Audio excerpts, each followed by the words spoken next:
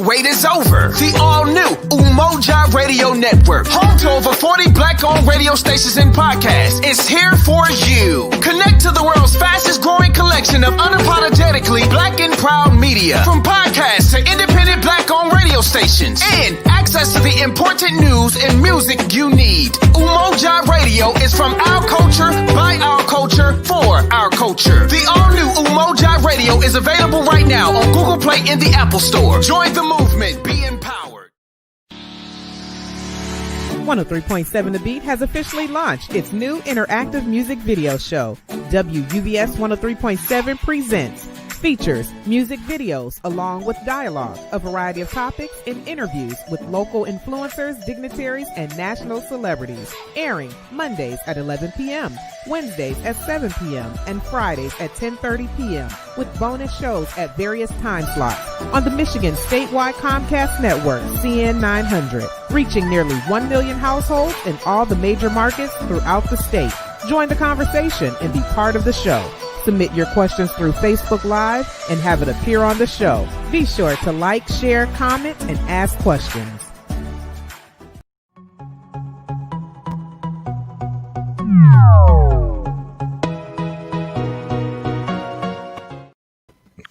All right, family.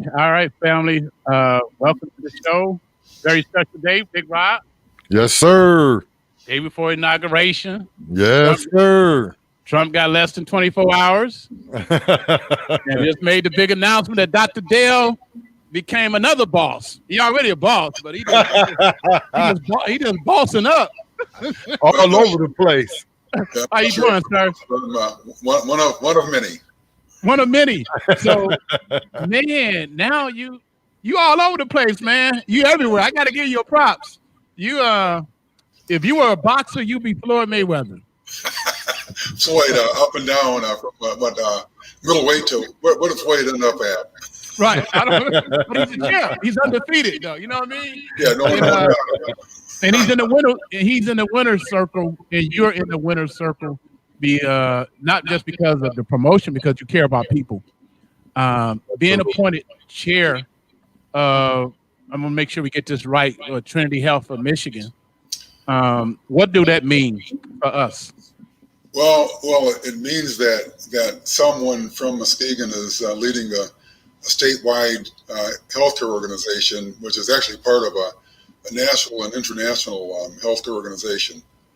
Muskegon Mercy, as well as St. Joseph Mercy in Grand Rapids and Livingston County, St. Joseph, Ann Arbor, also multiple counties around Detroit, Bolton County as well.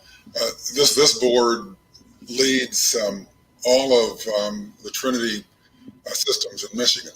So that means something that I think brings credit and respect to the Muskegon community, and it also gives me a chance to exercise some work that I've been doing for probably 35 years. Was my first dabbling in healthcare, so it's good stuff. So you got some experience in the healthcare field. Going back a long way, but recently was Oakland University. I directed a Master of Public Administration program that included a healthcare concentration. When I worked for the city of Boston, Massachusetts Central Administration, I was responsible for infrastructure, and we were in the process of planning the new Boston City Hospital, like the new hospital back in 1986, 87, 88 was when we were going through that process. So it's been a long time, and I think especially for communities like Muskegon, we need to have representation on a state or a national stage. It gives me also the opportunity to serve on a national board, which is part of the Trinity health system. The chairs and vice chairs of the various boards around the country also serve on a larger committee that supports the Trinity national system. Wow. That's a Wow. lot. Yes. I know here in Muskegon, there's been concerns about only having one hospital and concerns about not a lot of black doctors. Do you think we can see changes under your leadership? Because I know you all about diversity.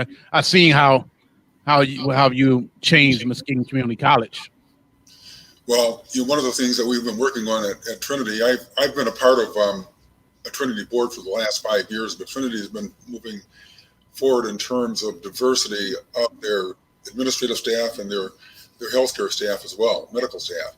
So that absolutely, we are attempting to attract people of color to our various hospitals around the state and nation. I mean, we can do that. It's always a good thing. It's a major initiative of the system as a whole. I'll leave it there. There's more to come. Oh wow! How big is this board? Is it a pretty big board? Well, I'm going to say there are 16, 17 members.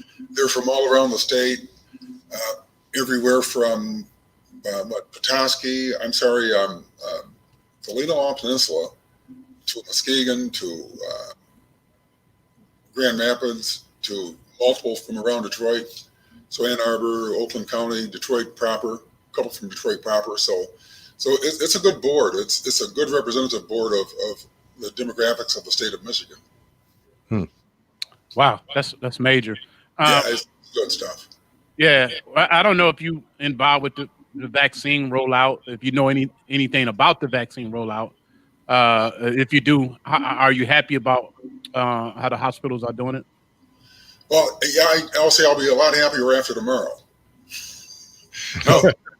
There have been some, I'll say, restrictions in our ability to access what we needed to access. That's improved dramatically over the last few weeks.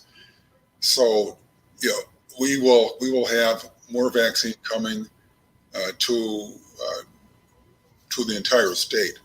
It's good to see the direction in which we're going, and the number of vaccines that will be available and are becoming available now is a good thing. Wow. Now, you also president of the Community College Associations or something like that? I am chair of the Community College Association Board of Directors and chair of the President's Committee. President's Committee chairmanship, that's a 2-year cycle, and the Board of Directors itself is a 1-year appointment. I'm in the middle of that right now. So yeah, I have rules in a few things, but it's all important for our students and for the community.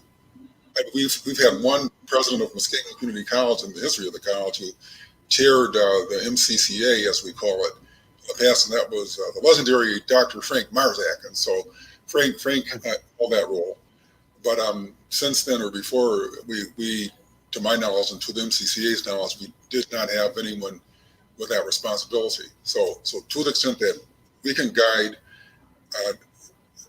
the way that the association is moving forward, that's important, critically important for us now, because our president is Mike Hansen is retiring at the end of this year.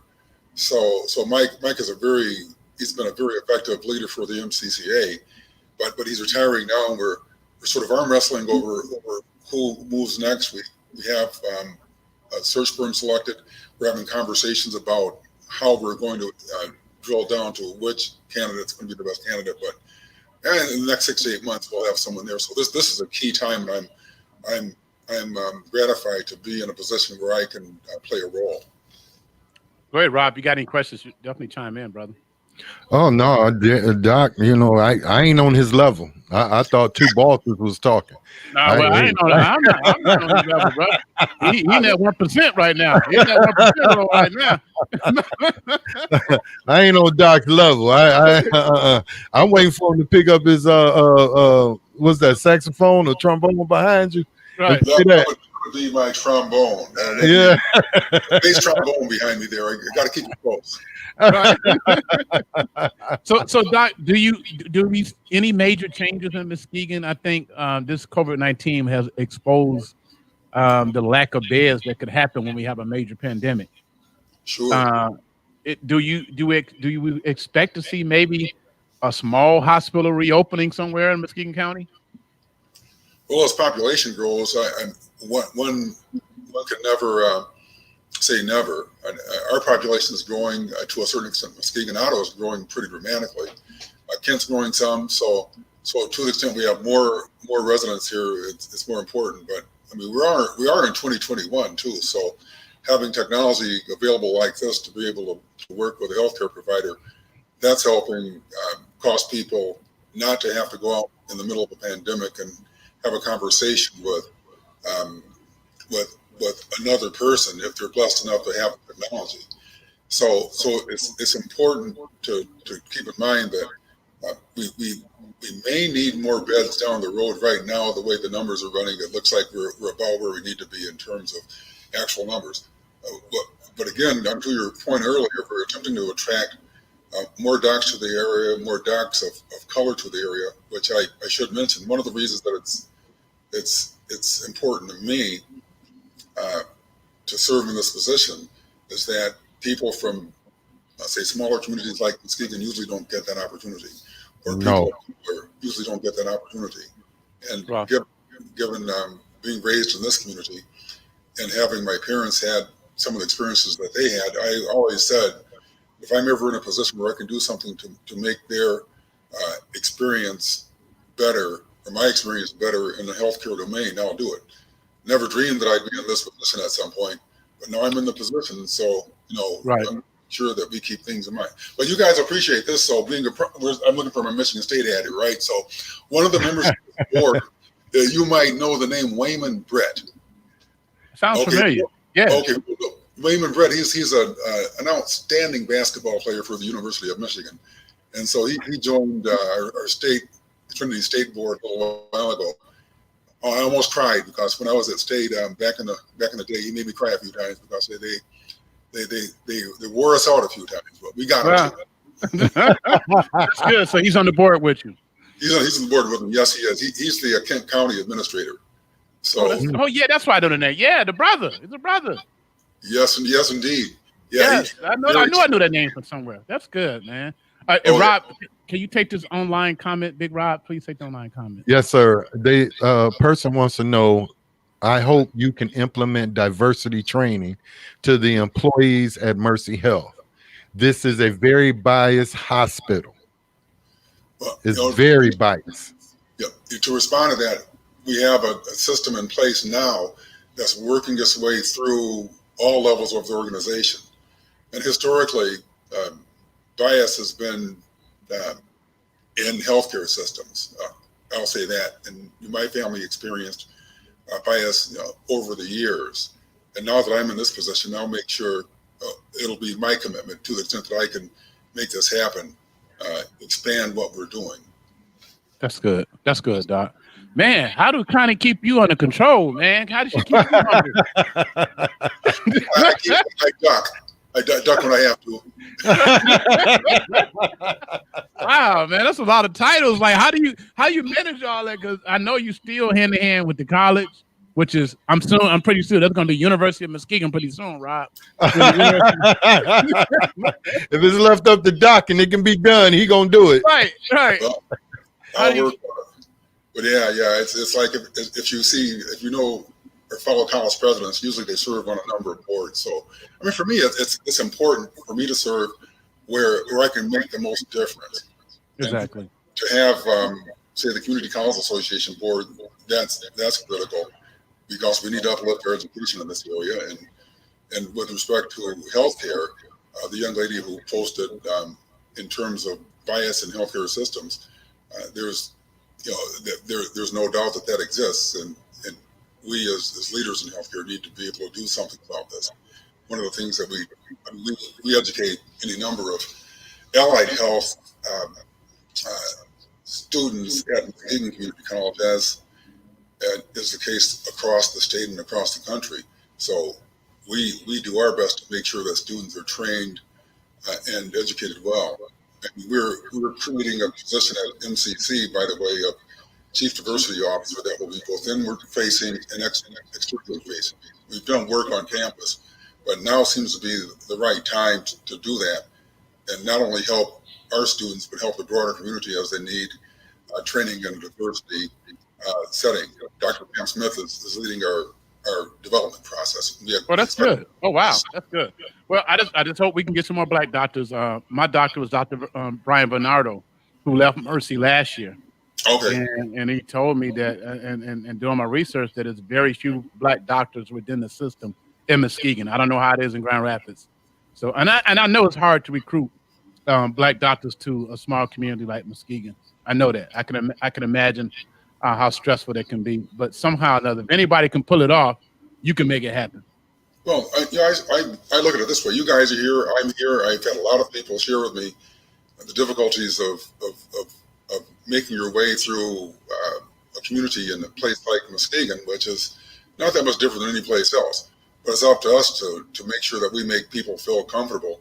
If there are people of color moving to the community, I take it upon myself to try to mentor them and help them understand how to navigate the community. And to the extent that we can do that, then we'll have a more broadly diverse community. So, I mean, we have to address the issue. Just not deny that it exists, because I think we learned very recently that it does exist in ways that I would have hoped would have been gone or mitigated by now, but it's not. So we have to do the work. We have to make sure that that issue is addressed in a serious manner. All right. Well, one last comment before we go. Vicki Newton is sending the SOS. She said she drive her family to Grand Rapids along with other people from Muskegon, so for emergency only. So please help us. So SOS. That's a lot of pressure on you, Doc, because you talking about a system that is in control. I want to hear that kind of comment, because if people are doing that, I can share that with the system itself. Now, again, right. I'm statewide chair of the board. There's a separate Muskegon board. They report to us. But if I hear this kind of information, then I can share that with them, and we can make sure that it's clear in no uncertain terms that we have people who are avoiding us because of issues like that. Right. And I have heard it throughout the years. I can tell you, if there was comparison between Hackley and Mercy, it was that Mercy was always looked at as the hospital that practiced more discrimination, treated people differently based on their color. We've heard that too, and it's not only that. Workers too, employees. Yeah, it's employees too. That's why you have a lot of nurses, African American nurses, leaving Trinity Health. I know that to be a fact. So if anybody can help that out, maybe you can make it right. Maybe you can help. Work your magic. All right. Well, yeah, hunt me down or help them hunt me down. And I'm not the person that's going to make the change, but I'm a person who can keep an eye on what's happening, so that I can make sure that whatever change we're told as a board needs to take place is taking place. So holding people accountable. If anybody can hold anybody accountable, I know one thing. Dr. Dale will hold some people accountable. And Connie. I know Connie not on the board, but she'll do it too. Well, she'll be right behind him and making them do it. The heck of a 1-2 combination. She's on another call right now, so I know that I'm safe right now. You good? You're good. All right, Doc. Thank you so much, man. I love you, brother. Keep up the good work. Thank you. Love you, Doc. Cheers now.